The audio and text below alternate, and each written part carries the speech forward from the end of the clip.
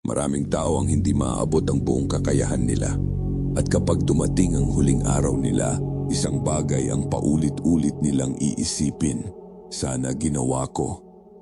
Pero may mga tao ring haharap sa dulo ng walang pagsisisi dahil alam nilang ibinigay nila ang lahat, sinulit nila ang buhay. Bawat isa sa atin ay binigyan ng buhay, binigyan ng oras, binigyan ng isip, katawan at kakayahang gumawa ng isang bagay na may halaga. Pero kung gugugulin mo lang ang buhay mo sa distraction at pagtakas, sinasayang mo ang buhay na ipinagkatiwala sa iyo. Maraming tao ang hindi man lang namamalayan iyon. Sasabihin nila, kailangan kong i-enjoy ang buhay, maikli lang ito. Pero ang totoo, kadalasan hindi nila ine-enjoy ang buhay. Tumatakas lang sila rito, nagtatago sa video games, nalulunod sa alak, nalululong sa droga, o inuubos ang oras sa walang katapusang entertainment. Hindi yun pag-i-enjoy, pag-iwas yun, pagtakas yun. At habang tumatakas sila sa realidad, unti-unti rin nilang tinatakasan ang taong kaya sana nilang maging. Sa video na ito, pag-uusapan natin ang 4 na ugali na makakatulong sa iyo na hindi masayang ang buhay mo. Una, white belt mentality. Sa maraming martial arts, lahat nagsisimula sa white belt. Ang white belt ang maraming tanong, maraming hindi alam, at siya rin ang may pinakamaraming dapat matutunan. At yun ang maganda sa white belt, hindi siya nahihiyang matuto. Dapat ganun din tayo sa buhay. Kapag may white belt mentality ka, iba ang tingin mo sa mundo, hindi mo iniisip na alam mo na ang lahat. Lahat ng bagay, oportunidad para matuto, lahat ng tao may maituturo. Ang problema, maraming tao ang tumitigil ng matuto pagkatapos nilang graduate. Parang iniisip nila, tapos na ako, alam ko na ang kailangan kong malaman. Huwag mong hayaang ang pag-aaral mo sa eskwela ang pumigil sa tunay mong edukasyon. Mas marami akong natutunan sa hirap ng buhay kaysa sa kahit anong classroom at hanggang ngayon, hindi pa rin ako tapos matuto. Dahil ang taong iniisip na alam na niya ang lahat, siya ang unang tumigil sa paglago. Kapag may white belt mentality ka, hindi ka naghahanap ng finish line dahil wala naman talaga. Araw-araw, day 1 ulit. Araw-araw, may bago kang matututunan. Pangalawa, gumalaw ka. Kapag ang tubig ay hindi gumagalaw, nabubulok ito, nagkakaroon ng bakterya, umaalingasaw. Pero ang umaagos na tubig, nanatiling sariwa. Parang tao rin, kapag tumigil kang gumalaw, unti-unti kang humihina. Hindi lang katawan ang apektado, pati isip, pati emosyon, pati kalidad ng buhay. Maraming tao ang iniisip na para manatiling matalas ang isip, kailangan lang magbasa ng magbasa. Pero ipinapakita ng maraming pag-aaral na isa sa pinakamahalagang bagay para mapanatiling malakas ang isip habang tumatanda ay ang paggalaw. Pagbubuhat, pagtakbo, pag-ehersisyo. Mas konektado ang katawan mo sa buhay mo kaysa sa inaakala mo. Kapag palagi kang walang gana, laging pagod, hindi makapag-concentrate o pakiramdam mo nawawala ka sa direksyon, tanungin mo muna ang sarili mo. Kailan ka huling gumalaw? Dahil ang paggalaw ang nagbibigay sa atin ng malalakas na buto, mas maayos na pag-iisip, mas magandang focus, at mas matatag na katawan. Kung hindi ka gumagalaw, unti-unti kang humihina. Pangatlo, magpasalamat araw-araw. Sa bawat paggising mo, may dahilan kang magpasalamat.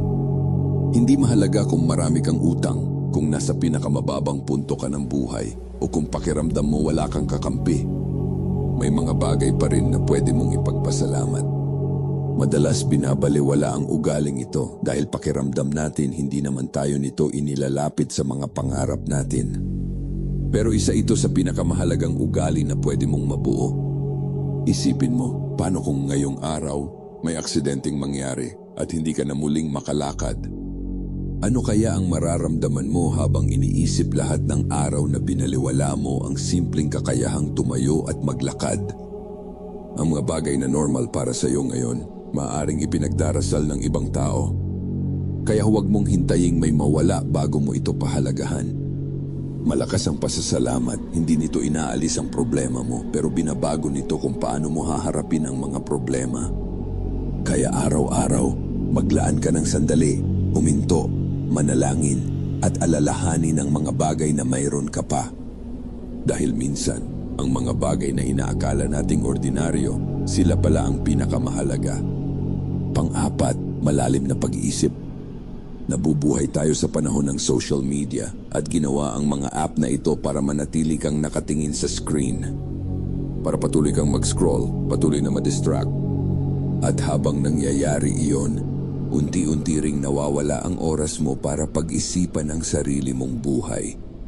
Kailan ka huling umupo sa tahimik na lugar at nag-isip lang?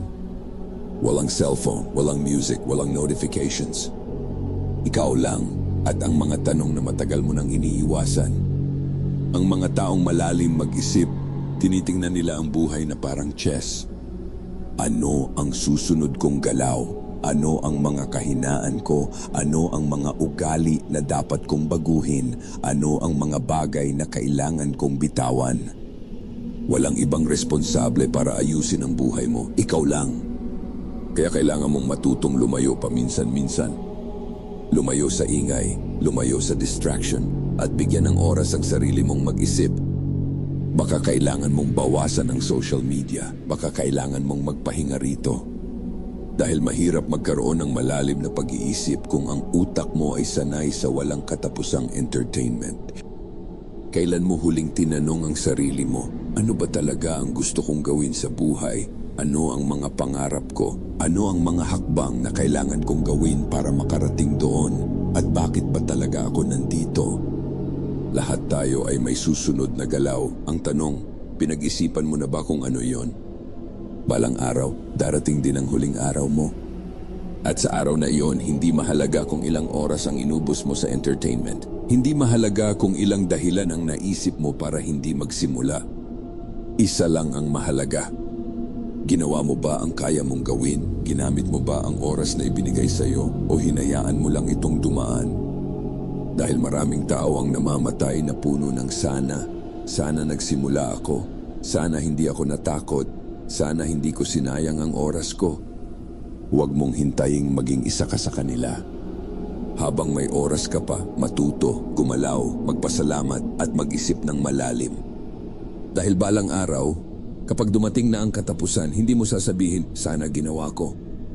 Kundi ang masasabi mo, sinubukan ko. Ibinigay ko ang lahat at hindi ko sinayang ang buhay na ipinagkatiwala sa akin. Kung tumama sa iyo ang mensaheng to, huwag mong sarilihin, i-share mo. Ipakita ang suporta sa pamamagitan ng pag-like sa video na to. Huwag kalimutan mag-subscribe para sa mas marami pang unfiltered lessons kagaya nito. Tayo ang Sakdal Laya.